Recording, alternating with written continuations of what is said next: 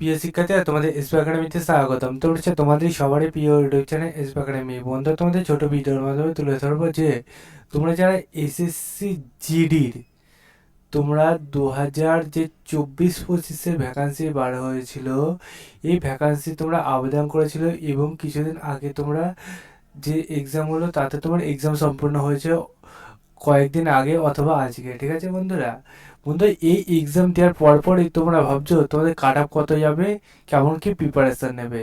ঠিক আছে বন্ধুরা, এই নিয়ে তোমরা নানান ভিডিওতে নানান জনে নানানভাবে কমেন্ট করছিলে বলে ভিডিওটা আজকে তুলে ধরলাম।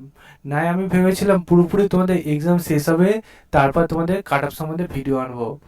বন্ধুরা, তোমাদের আজকে যে ভিডিওটা তুলে ধরলাম সেটা তোমরা পড়াশোনা করে পড়ে দেখো, এবং তোমরা তো এইরকম ভিডিও পেতে চাও, যদি ভিডিওটা ভালো লাগে চ্যানেলটি সাবস্ক্রাইব করে নিতে পারো। ঠিক আছে বন্ধুরা, চলো শুরু করি মূল বিষয়। ভিডিওটা বেশি লং করবো না, কারণ বন্ধুরা তোমাদের ফালতু সময় নষ্ট করে তো আমার লাভ নেই। আমার লাভটা তোমাদের যদি তোমরা সিলেকশন পাও। ঠিক আছে বন্ধুরা, তোমাদের এবার যে ভ্যাকান্সি বার হয়েছে তোমরা প্রথম থেকে দেখতে পাচ্ছ যে কোশ্চেনগুলো আসছে বন্ধুরা, কোশ্চেনগুলো খুবই হাই আসছে। যার মুখে শুনবে সেই বলছে ম্যাথটা প্রচুর কঠিন। সবাই বলছে ম্যাথটা প্রচুর কঠিন, কারণ ম্যাথটা সবাই পারে না, সেটার জন্য সবাই বলছে কঠিন।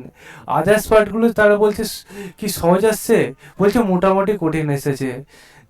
আরও গভীরভাবে তাদের জিজ্ঞাসা করি যদি তুমি কটা করেছো, বেশিরভাগ জনে বলছে 30টা, 20টা, 25টা, 15টা, 10টা এইভাবে করেছি।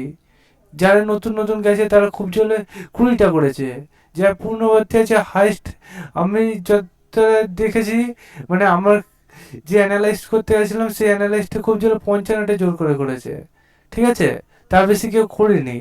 বন্ধুরা, এই যে বেশি করিনি, বেশিরভাগ অঙ্ক 25 থেকে 30টার মধ্যে বেশিরভাগ আছে বন্ধুরা।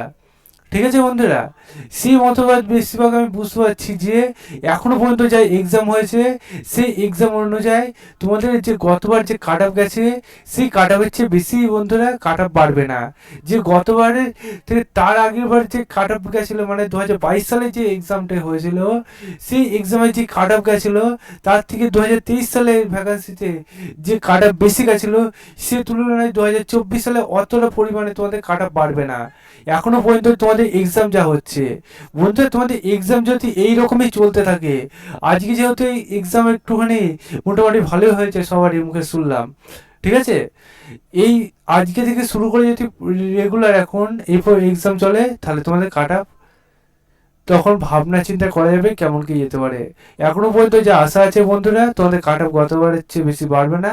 তাই যাদের সেই নম্বরটি আছে, ঠিক আছে, তারা রেগুলার মাঠটি করতে থাকো, তার পাশাপাশি টুকটাক পড়াশোনাটা করেই যাও।